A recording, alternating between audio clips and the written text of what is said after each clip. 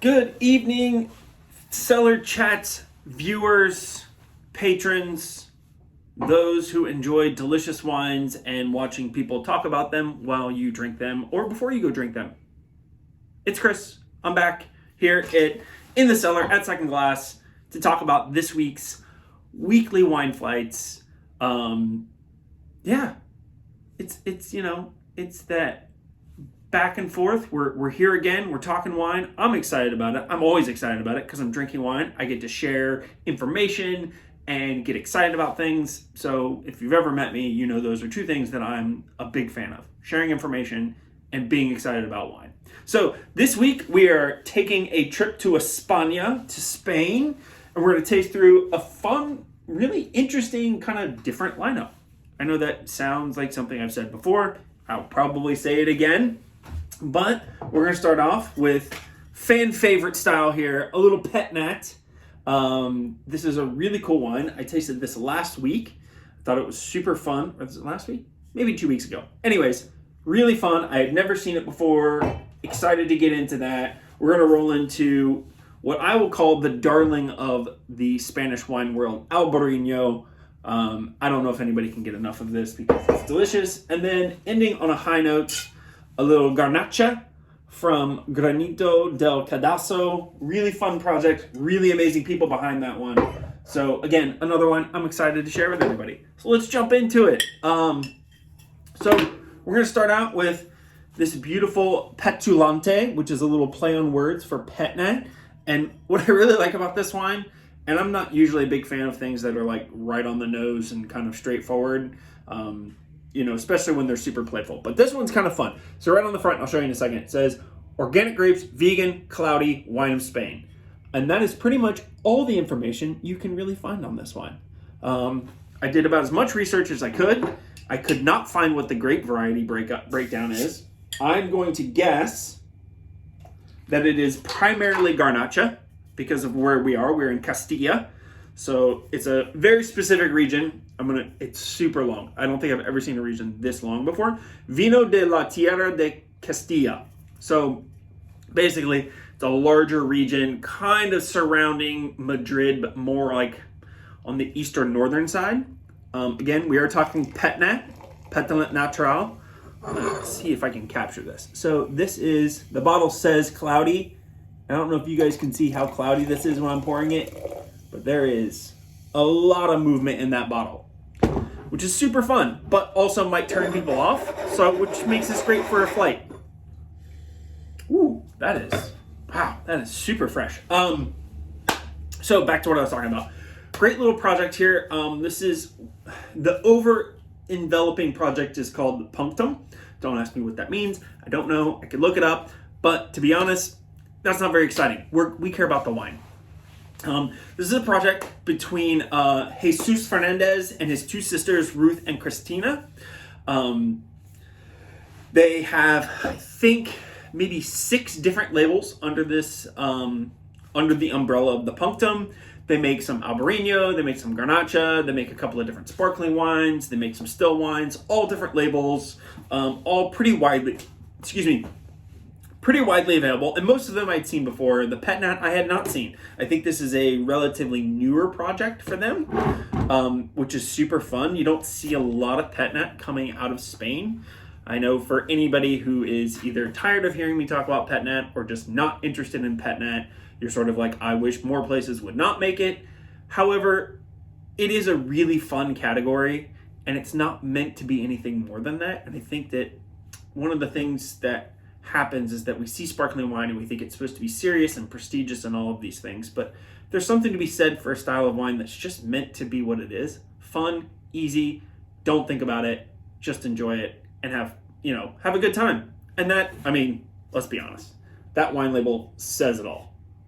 It is super, for lack of a better way of putting it, fun and flirty, which is something that people say. Not me, but I've heard it. On the nose, with this amount of cloudiness, I think most people would assume it's going to be pretty funky, a little bit kombucha-y, a little like yeasty. On the nose, it is just bright, fresh, like tart raspberries. That is all I'm getting all day long. It is really clean. I'm very excited about this.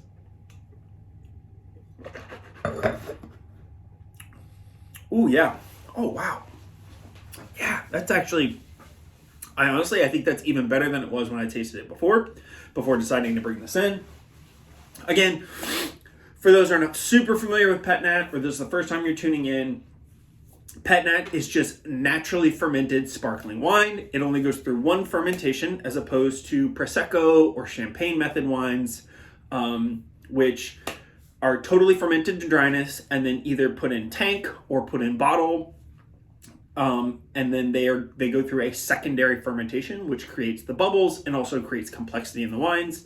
Pet Nats, or ancestral method, if you will, would be the other moniker that you'll find for these wines, are basically fermented most of the way, and then they're bottled before the fermentation before the fermentation ends, and the last bits of that fermentation are what create the bubbles in the bottle. So you get very low atmosphere, so not a lot of pressure, not a lot of fizz.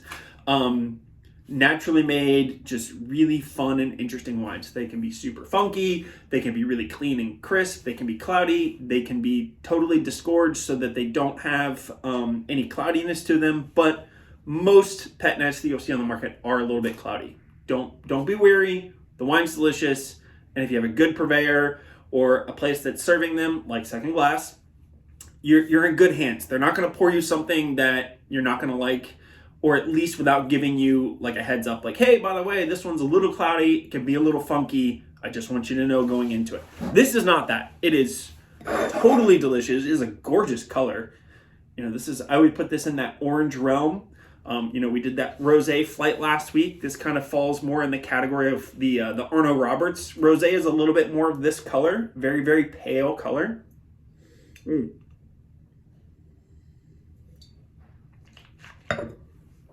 Yeah, the bubbles are still there.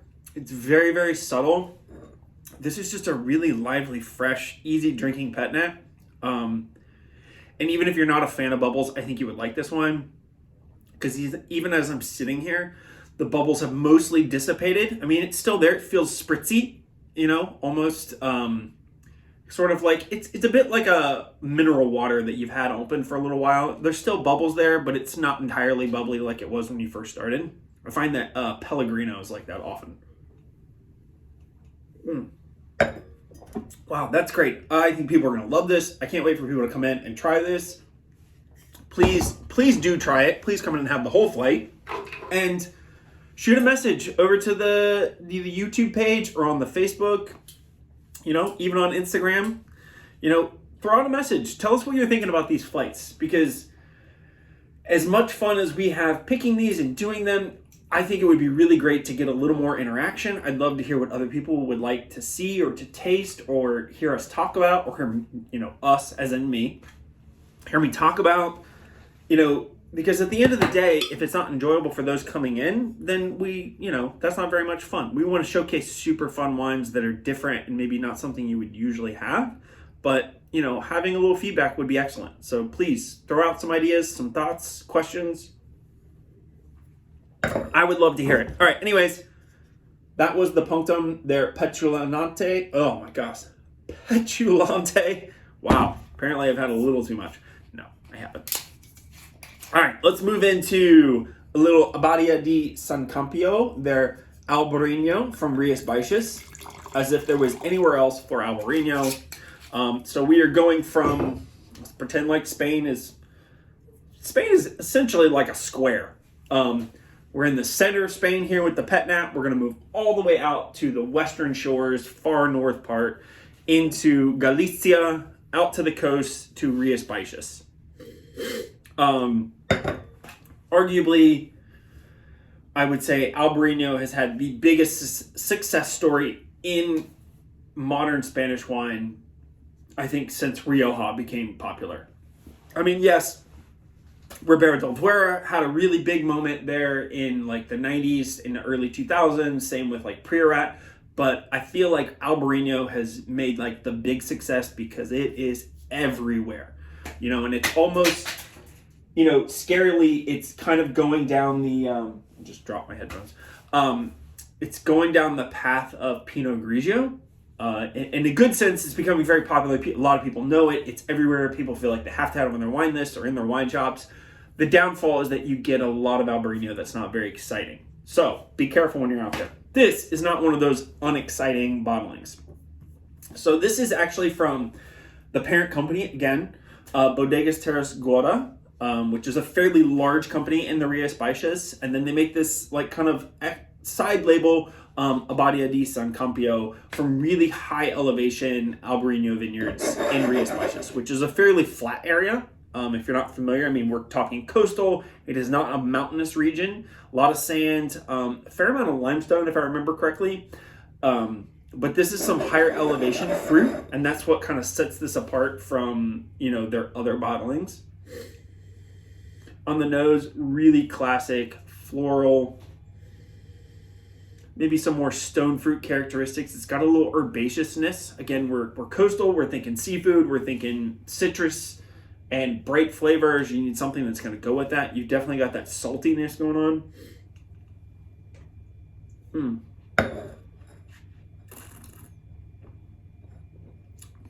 Wow. Yeah. Super bright lemon pith, you know, lemon zest. A little bit of that like bitter lemon is really what I'm going for.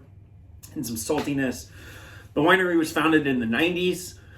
The parent winery was, and again, like I said, one of the larger ones, but making really great quality wines. This is everything you want from Albariño and then some, especially at a very affordable price. Bright, fresh, crisp, clean. Skip the Pinot Grigio, even skip Sauvignon Blanc. Drink some Albariño, mix it up, have a little fun with it. Nothing against those other two varieties, but you know, it gets boring to drink the same thing all the time.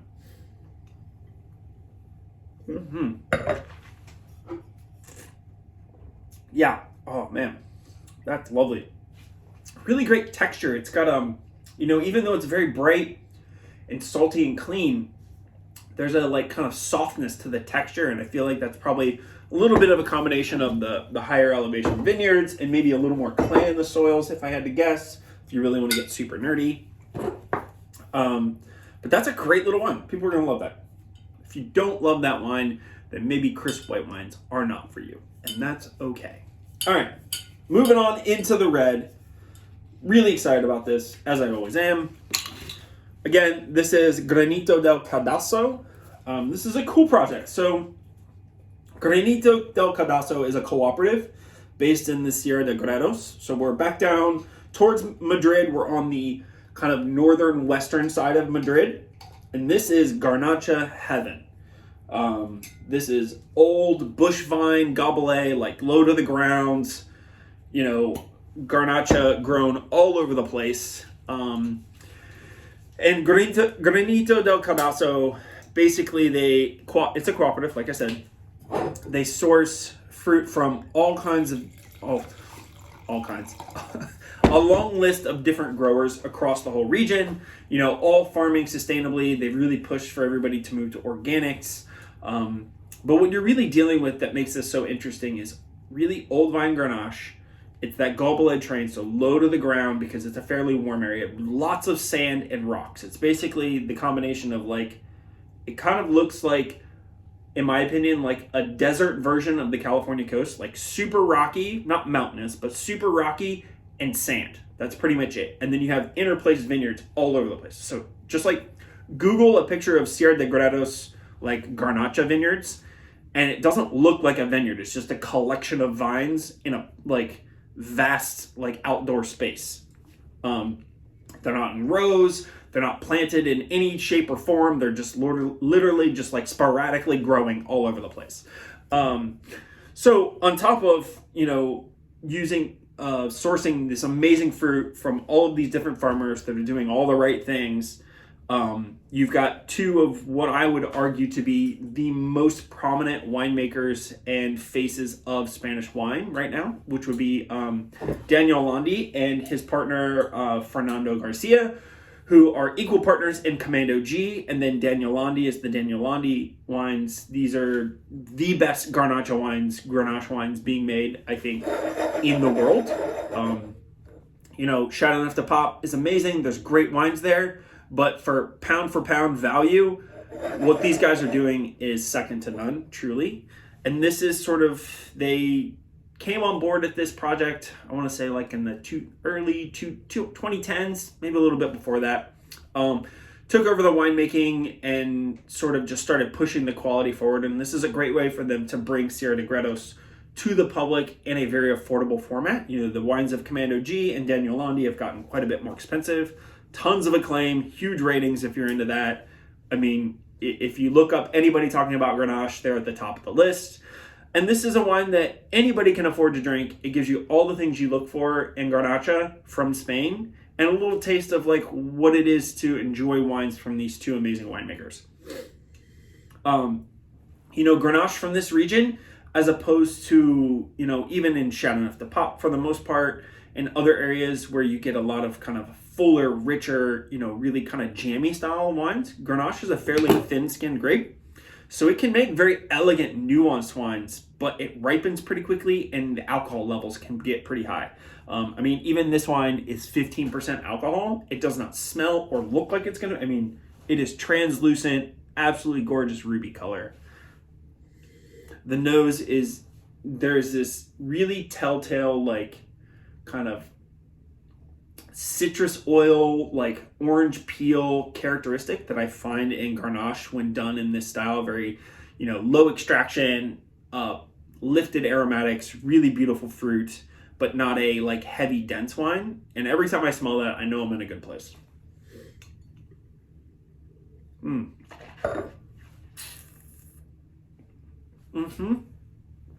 Sorry, I'm sure this is the most important, like, entertaining part. You get on here, you watch this.